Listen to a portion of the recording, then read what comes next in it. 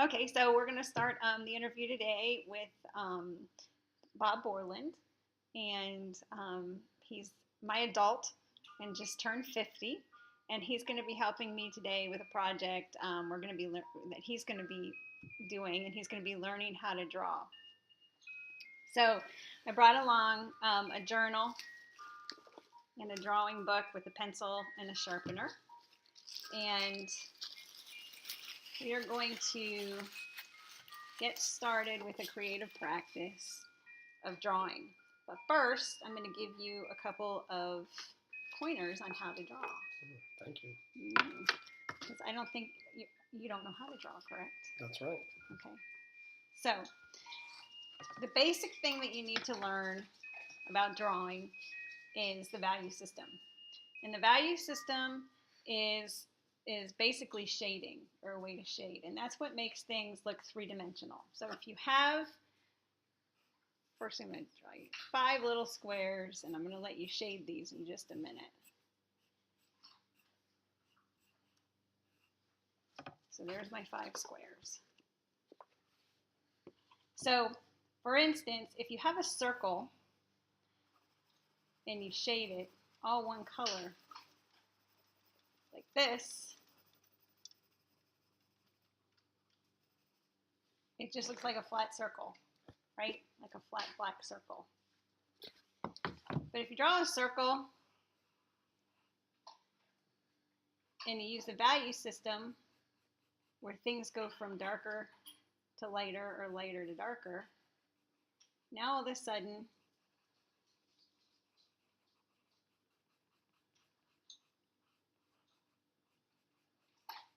that circle starts to look like a ball or a sphere. It's a little bit more three-dimensional, like that. See? So I'm going to let you try that. First, I'm going to have you just go from white to black and just shade in each one of those, getting progressively darker. And while you're doing that, I'm going to talk to you. So start with the second one, because this one's you can shade this a little bit if you want, but it should go from light to dark. So this is really a big part of drawing. This, and also coupled with the fact that there's about 4 basic shapes that everything can be made up of. And those 4 basic shapes are a sphere, a cone, a cube, and a cylinder. But for right now, we're just going to, these are just basics, so that when I give you something to draw, you'll have a little bit of a background on how to draw. You won't feel so uneasy about it. See? Very good. Basic. So pretty simple, huh? Okay, so now just with that concept of what you just did, I'm going to have you draw a sphere and shade it in. But when you do that, think about a light source. Like, where would the sun be shining down on it? And it can be from anywhere. Doesn't matter. Just pick a light source. Is the sun shining from here? Is it coming here? Is it coming straight down? Is it shining up on it? And just draw a little arrow that's going to indicate where the sun's coming.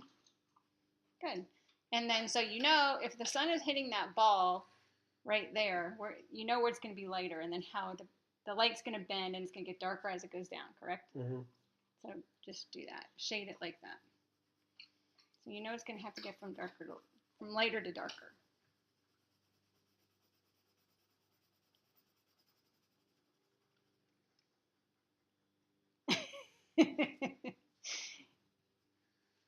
It's lighter and darker. I know, but you have to go progressively, just like you did in your squares. I see. Maybe I should try it again. Okay, try one more time. And you can look at my example.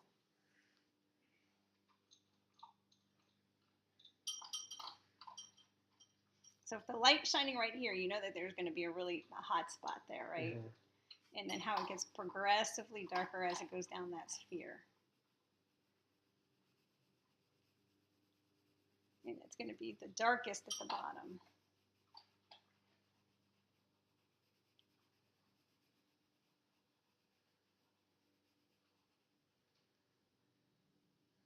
A little bit better. Keep going. A little bit better. Should I do another one? No, but I think you can make your transition A little bit better. Up here, you mean? Well, just around it. First of all, if you're doing it, if it's a sphere, you're going to be coloring it like it's a sphere, correct? Oh, I haven't really been doing that. Yeah. Let me try it again. I guess I should have told people also that you're an IT person. I'm gonna try it Better. again. That's better. Yeah, but it's Okay, still one not more. that You can good. try one more. One more. You're getting it. So the biggest thing is that you got these right. So. Uh-huh.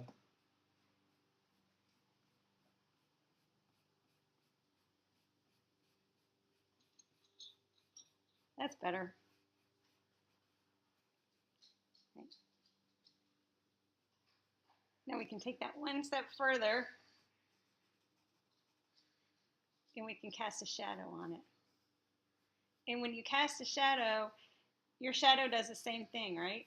It's going to get dark here and it's going to get progressively lighter as the shadow goes out, right? So, let's see what you have. So there we go. The ones that you drew. Okay.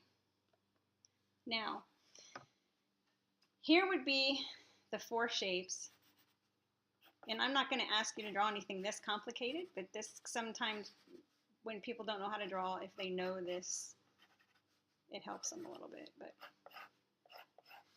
so everything's pretty much, if you're going to draw, made up of these 4 shapes in your cone. So if you think about these shapes, you know, if you're drawing something like this, right, that's closer to a cylinder, cube, sphere, cone. Okay? Those things can actually, if you get a grasp on how to draw those, you can pretty much draw anything, because nose, head is your sphere, body, arms are your cylinders, tree trunk, building, can go on from there. So just something good to know. The other thing that is pretty simple, again, we're not going to be going this far into it, but just to let you know, and I usually let people watch my Grover video, where Grover used to say, now I'm near and now I'm far, and he'd run away. So when things are closer to you, they get really big and they're lighter. As they get progressively further away from you, they get smaller and darker. So bigger and lighter, smaller and darker. Okay? All right. Okay, so I'm going to go get an apple real quick, and I'm going to have you draw the apple. I'll be right back.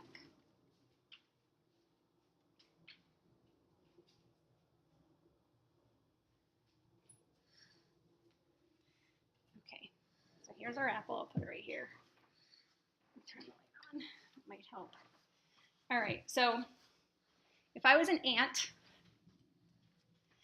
and I was walking along this apple, I want you to pretend like there's an ant walking along this apple.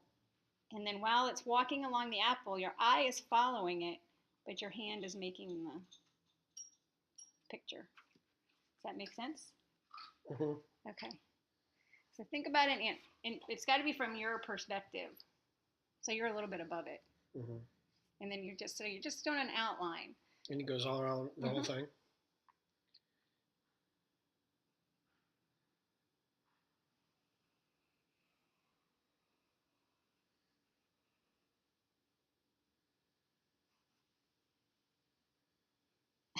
Okay.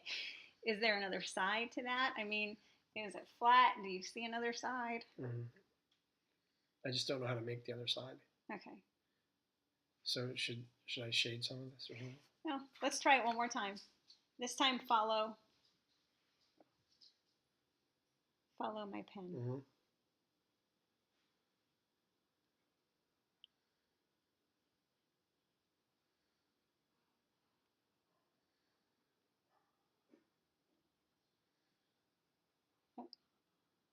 Good.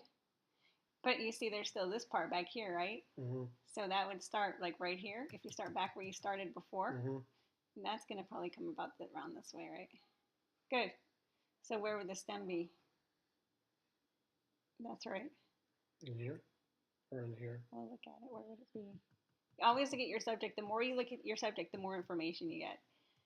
Because it's all about getting your information from there onto your paper as quickly as possible, because you don't want it to process. It's about drawing is about what you're seeing, not about what you're thinking, because your logical brain's going to take over and it's going to make it think it's drawing an apple like this, when really you're drawing an apple like this. So you already went from this to this just in a few short seconds, and this, you're getting closer to what this should be.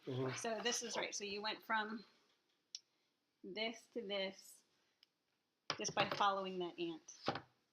So I'm going to let you practice that drawing of that apple. And while you're doing that, I'm going to ask you some questions. Okay? Okay. And you can draw it as many times as you want, whatever makes you feel comfortable. And if you have any questions, just stop me and I'll answer them. Okay. I mean, any questions about your drawing? Is there a test? No, I'm going to ask you some questions about your stage in life. Okay. So right now you just turned 50. So what do you like most about that? What do I like most about turning 50?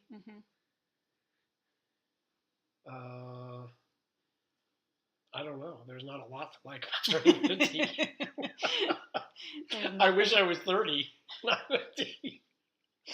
Okay. I don't know. I mean, just life experience, and you get older, more maturity. You're able to handle things. You take on more responsibility because of your life experience, that kind of thing. Okay. Well, then what do you think is the hardest thing about where you are right now? I think the hardest thing is looking at your life and what you've accomplished to date, and then looking forward that, gee, a lot of time has passed, and I may not have a lot more time, in the future. So part of it is reflection, and the other part is, gee, what have I accomplished, and what do I need to do now to sort of maybe change things or do more of what I wanted to do, versus what I've been doing. I'm only asking you this question. This is sort of like off the beaten path, but I find what you just said interesting, so it prompted me to think about this. But do you consider that way of thought like a midlife crisis, or do you just think everybody sort of, when you get to that age, you just start thinking that? I think it's natural. I think a lot of people think that way. I think maybe people think about it a little differently at earlier ages or when they're later. But I think when you start to get to be that, around 50, it's hard not to reflect on what's happened in your life in the past, and and look at what you've accomplished and figure out, well, what do you want to accomplish next? Can you draw and talk at the same time? Or is that No, okay? I cannot. This apple thing is baffling. No, that's okay. That's okay. You might want to also think about like how this is a circle. It's a circle. It's a circle. They're kind of connecting. Because if you think about it, like if I'm drawing it, then it's like this and like this. Georgia wants to help too.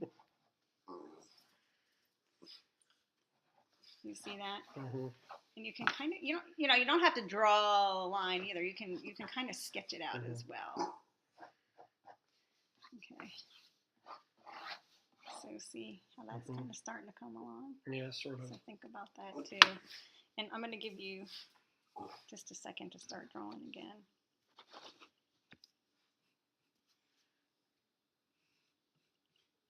And then where would there you go. That's better. So now start to think about where the dark and the lights would be on your apple. We're drawing an apple. I'm going to let you draw that real quick. I'm not going to get all over to get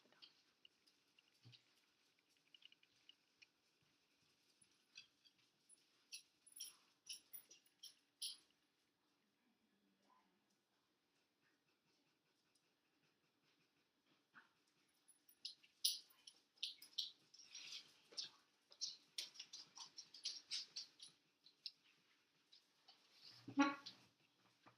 And so where would the light part of that be and where would the dark part of The it. light's sort of in the front, Mm-hmm. and the dark is And kind you of can in the even back. you can kind of see it right here, Mm-hmm. but it's gonna get darker if your light Oh, source comes from if it's here, closer. right? So darker when it gets closer.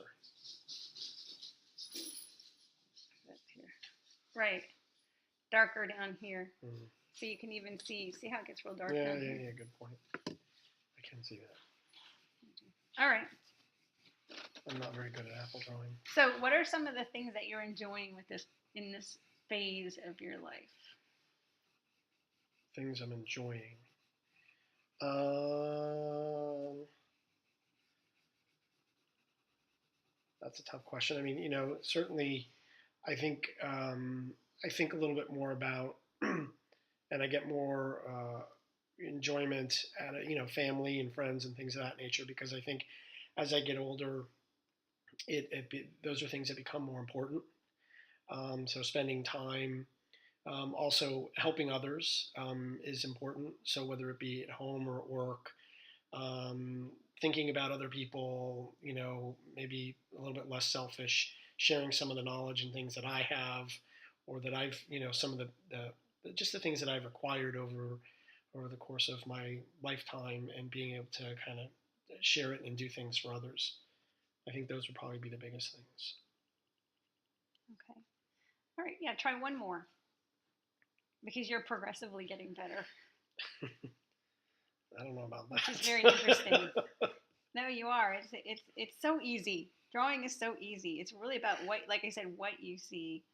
The hardest thing is, like I said, if you're not looking at your subject, then our logical brains try to take over and mess everything up. But see, that's perfect almost. But that's what I tell everybody, even myself, all my students. I tell them that. Look at your subject. I have a T-shirt that says that. Look at your subject. Because that's where all the information is, and that's where you want to try to get down. You're trying to duplicate this, right? Mm-hmm. So, good. And then watch how it gets kind of lighter. And you don't look at the color necessarily. You're just looking at where the light is on the apple. Mm-hmm.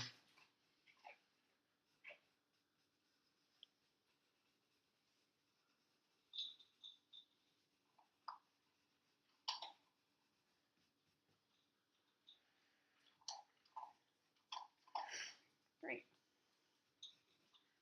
All right. So tell me a little bit now about while we were sitting here talking, you created all these different apples, which I think this is really interesting. So I'm going to show, but so we really literally went from this to this in 17 minutes, not even quite 17 minutes. So, which I think is great. So you started off there, and look where you ended up. Mm-hmm. That's pretty good. So how was it? Did you think it was easy or? Yeah, I mean, it's all the techniques. I wasn't. The thing is that this is just a sort of like a stick figure versus there's no three dimensionality to it. So Right. I don't know how to draw anything that has dimension other than what you just told me about shading and whatnot. Right. So But you do stick. right. Yeah, I mean, because you could start to understand some of the techniques and some of the shading, and also talking through it. Think about not just this round circle, but it's got depth to it, and it's got light and dark to it. And when you add those types of things, it becomes a little easier. Right. You did a great job. Thanks. Good for you. All right. Well, thank you for helping me with my project. You're welcome. All right. Thanks for having me. Sure.